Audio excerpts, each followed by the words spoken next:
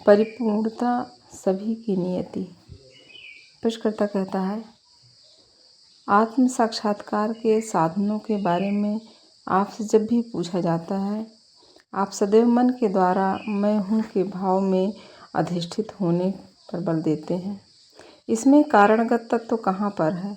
यह विशिष्ट विचार ही आत्म साक्षात्कार के फलित होने का कारण कैसे होता है? मैं हूँ पर किया जाने वाला ध्यान मुझे किस प्रकार से प्रभावित करता है? महाराज जी कहते हैं, निरीक्षण का तथ्य स्वयं ही निरीक्षित वस्तु को एवं निरीक्षण करता इन दोनों को परिवर्तित करता है। प्रमुख बात यह है कि मन की दुर्बलता, जड़ता, सूक्ष्म विषय पर पकड़ बनाए रखने की असमर्थता और केवल स्थूल पर ही टिके रहने की प्रकृति, ये सभी अपने वास्तविक स्वरूप के प्रति हमारी अंतर्दृष्टि को अवरोधित करते हैं। जब तुम मेरे सुझाव का पालन करते हो और अपने मन को केवल मैं हूँ की अवधारणा पर स्थिर रखने का प्रयत्न करते हो, तो तुम अपने मन और उसकी व्यर्थ की गतिविधियों के प्रति पूर्ण जागरूक हो जाते हो। क्योंकि जागरूकता परिशुद्ध सत्य की क्रिया का ही दूसरा नाम है। यह क्रमशः मन की जड़ता को समाप्त और अशांति को शमित करते हुए उसमें मौलिक रूपांतर होने का कारण सिद्ध होती है। यह आवश्यक नहीं कि इस प्रकार का परिवर्तन परिधि का प्रत्यक्ष हो ही, दृष्टिगत न होने पर भी यह अंधकार से प्रकाश की ओर, प्रमाद से चैतन्य की ओर अग्रसर कर मौलिक अंतर लाता है। प्रश्नकर्ता कहता है, क्या यह आवश्यक है कि मैं हूँ का सूत्र ही हो? क्या कोई अन्य वचन इसका स्थान नहीं ले सकता? यदि मैं यहाँ पर एक मेज है, इस वाक्य पर एकाग्रता करूँ तो क्या इसमें मेरा ध्येय सिद्ध ना हो पाएगा? महाराज जी कहते हैं, एकाग्रता का अभ्यास यदि तुम्हारा ध्येय है तो वह ध्येय तो पूर्ण हो जाएगा, पर यह तुमको भी मेज के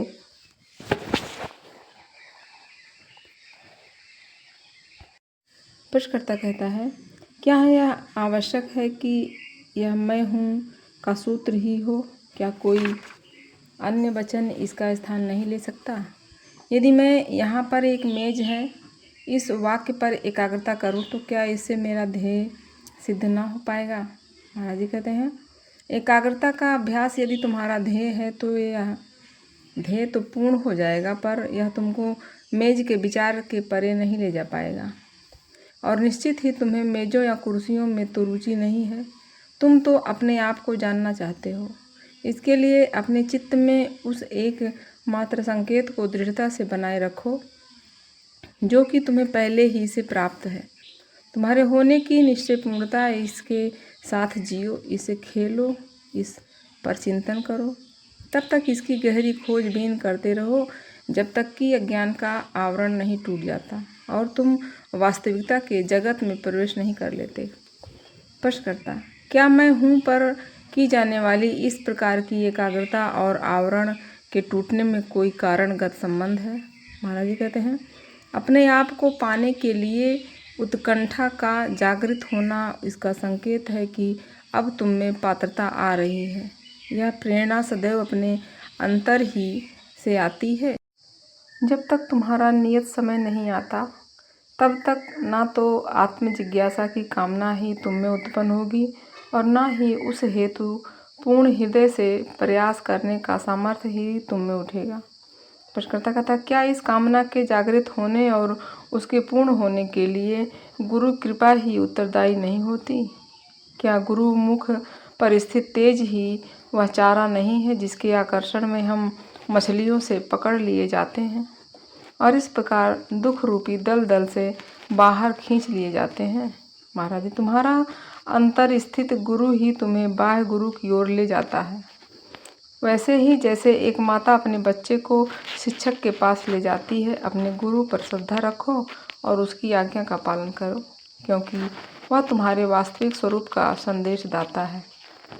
प्रश्नकर्ता कहता है, मैं जिस पर श्रद्धा कर सकूं, इस प्रकार का गुरु मुझे कैसे प्राप्त हो सकेगा? महाराज जी कहते हैं, यह तो तुम्हारा अपना हृदय ही तुम्हें बता देगा। गुरु प्राप्त करना कठिन नहीं है, क्योंकि गुरु तुम्हारी खोज कर रहा है। गुरु सदैव तैयार होता है, बस तुम भर तैयार नहीं होते। सीखने हेतु तुम्हें तैयार रहना होगा, अन्यथा तुम अपने गुरु से मिलकर भी अपने गहन प्रमाद और हठधर्मिता के कारण उस अवसर को नष्ट कर सकते हो। मेरा उदाहरण देखो, मुझे में कोई विशेष योग्यता ना थी, पर जब मैं अपने गुरु से मिला तो मैंने उन्हें सुना, उन पर श्रद्धा रखी और उनकी आज्ञाओं का पालन किया। प्रश्नकर्ता: क्या आपने आपको गुरु के हाथों पूर्णतः छोड़ देने से पूर्व मैं उनकी परीक्षा ना करूं? महाराज जी: अवश्य करो, पर तुम्हें इससे क्या ज्ञात हो जाएगा? उससे अधिक जरा भी ज्ञात न हो पाएगा, जैसे कि वे तुम्हें प्रतीत हो रहे हों। प्रश्नकर्ता: मैं देखूंगा कि उसका आचरण तारतम्यपूर्ण है या नहीं। क्या उनके आचार विचार, उनकी शिक्षाओं और उनके जीवन में सामंजस्य हो रहा है? महाराज जी कहते हैं, हो सकता है कि तुम्हें अनेक विषमताएं दिखाई दें। उससे क्या? इससे कुछ भी सिद्ध नहीं होता। केवल ध्येय ही महत्वपूर्ण वस्तु है। तुम्हें उनके ध्येयों के बारे में कुछ कैसे ज्ञात हो पाएगा? प्रश्नकर्ता कहता है, पर मैं कम से कम इतनी अपेक्षा तो उनसे अवश्य ही करूँगा कि वे आत्मसंयम युक्त नैष्ठिक और नैतिक जीवन जिएं। महाराज जी, इस प्रकार के अनेकों व्यक्ति तुम्हें मिल सकते हैं और उनका कोई उपयोग तुम्हें ना हो पाएगा। गुरु तो तुम्हें तुम्हारे घर लौटने का, अपने वास्तविक स्वरूप को पाने का मार्ग तुम्हें दिखा सकता है। इस बात का व्यक्ति के दिखलाई पड़ने वाले चरित्र और उसके चित्त की प्रकृति आदि से भला क्या संबंध हो सकता है? क्या वह तुम्हें यह बात पहले ही स्पष्ट नहीं बता देता है कि वह व्यक्ति नहीं है? उसके विषय में कोई निष्कर्ष निकालने का एकमात्र उचित तरीका यही है कि जब तुम उसकी संगत में होते हो, तब अपने में होने वाले परिवर्तन को दृष्टिगत रखकर कोई निर्णय करो। यदि तुम उसके सानिध्य में अधिक शांति और प्रसन्नता का अनुभव करते हो और अपने आप को अन्य किसी समय की गहराई और स्पष्टता की अपेक्षा कहीं अधिक गहराई और स्पष्टता से समझ पाते हो, तो इसका अर्थ यह है कि तुम्हें सही व्यक्ति मिल गया है। इस प्रकार से निर्णय करने में यह बात तो है कि तुम्हें कुछ समय लगेगा, उसे लगने दो, पर जब एक बात तुमने उस पर श्रद्धा रखने का भी निश्चय कर लिया, तो फिर पूर्ण श्रद्धा रखो और उसके निर्देशों का परिपूर्णता और सच्चाई के साथ पालन करो। यह आवश्यक नहीं कि तुम उसे अपना गुरु मानो ही, और तुम केवल उसकी संगत में ही संतुष्ट अनुभव कर सकते हो तो भी पर्याप्त है। यदि सत्संग अशुद्धियों से रहित और आबाद रहे तो लक्ष्य तक पहुंचने के लिए यही पर्याप्त होता है। परंतु यदि एक बार तुमने किसी को गुरु के रूप में स्वीकार कर लिया, तो उसके वचनों को ध्यानपूर्वक सुनो, स्मरण रखो और तदनुसार चलो। अधूरे हृदय से किया जाने वाला प्रयास एक बहुत बड़ा दोष होता है और इससे स्वनिर्मित दुख की विशालता और बड़ी हो जाती है। गुरु से कभी कोई भूल नहीं होती। सदैव यही होता है कि शिष्य ही दुराग्रहपूर्णता, मूढ़ता और जड़ता ही दोष के रूप में कार्य करती है। प्रश्नकर्ता: क्या ऐसी स्थिति में गुरु शिष्य को अस्वीकार कर उसका परित्याग कर देता है? महाराज जी कहते हैं, यदि वह ऐसा करे तो वह गुरु नहीं हो सकता। वह उस उपयुक्त अवसर के आने तक प्रतीक्षारत रहकर धैर्य रखता है और जब तक कि शिष्य तप करता हुआ पककर परिपक्व होकर पुनः उस तक न लौट आए एवं और अधिक संवेदनशील होकर उसकी शिक्षा न ग्रहण करने लगे। प्रश्नकर्ता: इसका क्या उद्देश्य है? गुरु यह सारा कष्ट भला क्यों उठाए? महाराज जी कहते हैं, दुख की परिसमाप्ति वह देखता है कि लोग उनके सपनों में डूबे हुए कष्ट उठा रहे हैं और वह चाहता है कि वे जाग जाएं। प्रेम पीड़ा के प्रति असहिष्णु होता है और पीड़ा उठाए जाने के प्रति भी। गुरु का धैर्य असीम होता है, अतः उसे अपराजित नहीं किया जा सकता। गुरु कभी असफल नहीं होता। प्रश्नकर्ता: क्या मेरे प्रथम और अंतिम गुरु एक हैं या कि मुझे एक से दूसरे गुरु तक जाते रहना चाहिए? महाराज जी कहते हैं, सारा विश्व ही तुम्हारा गुरु है। यदि तुम सतर्क और मेधावी हो तो तुम हर वस्तु से सीखते हो। यदि तुम्हारा मन स्वच्छ और हृदय शुद्ध हो तो तुम आते जाते प्रत्येक पथिक से कुछ सीख सकते हो। पर चूंकि तुम जड़ या अशांत हो, अतः तुम्हारी अंतरात्मा किसी बाह्य गुरु के रूप में प्रकट होती है और तुम में उसके प्रति श्रद्धा उत्पन्न करवाते हुए उसके आज्ञा पालन में लगा देती है। प्रश्नकर्ता कहता है, क्या गुरु एक अपरिहार्य आवश्यकता है? महाराज जी, यह तो इस प्रश्न के समान है, क्या माता का होना अपरिहार्यता आवश्यक है? चेतना में एक आयाम से दूसरे आयाम तक उठ पाने हेतु तुम्हें सहायता की आवश्यकता होती है। यह आवश्यक नहीं कि ऐसी सहायता सदा किसी मानव आकृति के माध्यम से ही प्रदान की जाए। यह भी संभव है कि वह किसी सूक्ष्म स्तर की उपस्थिति के रूप में या अंतःप्रज्ञ की चिंगारी के रूप में आए, पर सहायता अवश्य है। अंतरात्मा सतत ध्यान दे रही है और इस बात की प्रतीक्षा कर रही है कि पुत्र पिता तक लौट जाए। उचित समय आने पर वह हर बात को बड़े स्नेह से और ध्यानपूर्वक प्रभावी रीति से क्रियान्वित करती है। जहाँ किसी संदेशक या पथ प्रदर्शक की जरूरत हो, वह गुरु को आवश्यक कार्य हेतु भेजती है। प्रश्नकर्ता, एक बात मैं समझ नहीं पाया। अंतर में अवस्थित आत्मा को तो आप प्रज्ञापूर्ण, मंगलमय और सुंदर बताते हैं, उसे हर प्रकार से परिपूर्ण कहते हैं और व्यक्ति को ऐसी छाया भर कहते हैं जिसकी अपनी कोई सत्ता ही नहीं होती। कहीं दूसरी ओर आप व्यक्ति के यह जानने हेतु कि वह अपना बोध प्राप्त कर ले उसकी भरसक सहायता भी करते हैं। यदि व्यक्ति महत्वहीन है तो उसके कल्याण के लिए चिंता करने की आवश्यकता ही क्या है? छाया की चिंता भला कौन करता है? महाराज जी, इसलिए कि जहाँ वस्तुतः द्वैत है ही नहीं, वहाँ पर तुमने द्वैत को अस्तित्व दे रखा है।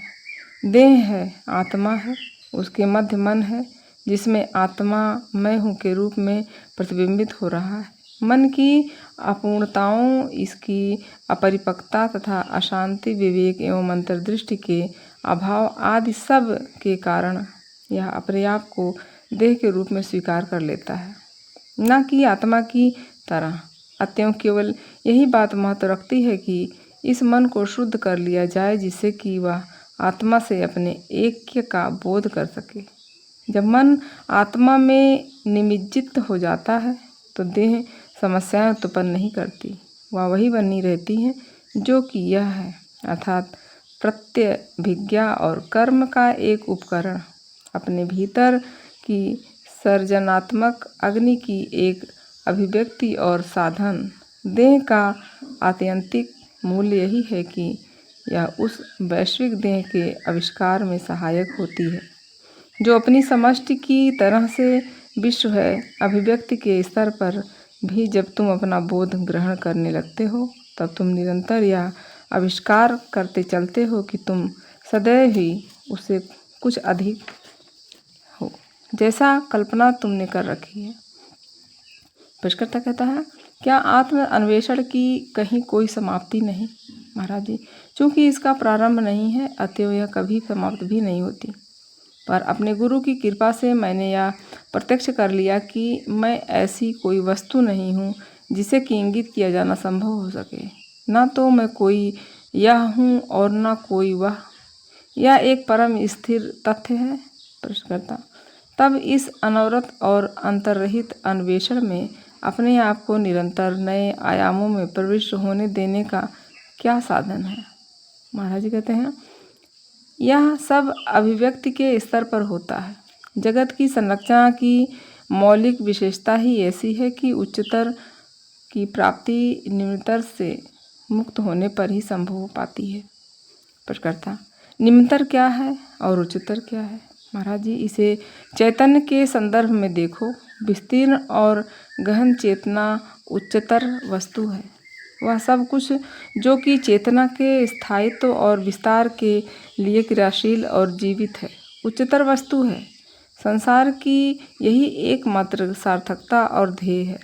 चेतना के स्तर को सदैव ऊपर ही उठाते रहना, नए आयामों का उनके गुणों, विशेषताओं और शक्तियों सहित अन्वेषण करते रहना, यही योग का सार तत्व है। उस दृष्टि से देखें तो सारा जगत ही योग की एक पाठशाला, योग क्षेत्र है। प्रश्नकर्ता कहता है, क्या परिपूर्णता मानव मात्र की नियति है? महाराज जी कहते हैं, अंततः तो यह प्राणी मात्र की नियति है। यह संभावना तब तक सुनिश्चित बन जाती है जब तक आत्म साक्षात्कार की अवधारणा मन में उदित होती है। मुक्ति एक प्रायः प्राप्य वस्तु है।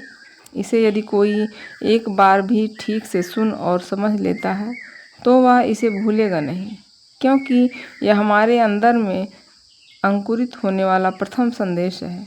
यह जड़ें जमाता है, बढ़ाता है और उपयुक्त समय आने पर गुरु की कृपा मूर्ति की तरह सामने आता है। प्रश्नकर्ता कहता है, तो क्या हमारी समस्या मन की विमुक्ति तक ही सीमित है? महाराज जी कहते हैं, और क्या। मन भटक जाता है किंतु वह पुनः अपने घर लौट भी आता है। भटकना यह शब्द भी सही नहीं है। मन को अपनी हर भाव दशा में अपने आप को जानते रहना होगा। यदि पुनरावृत्ति न की जाए तो ऐसा कुछ भी नहीं जिसे भूल कहा जा सके।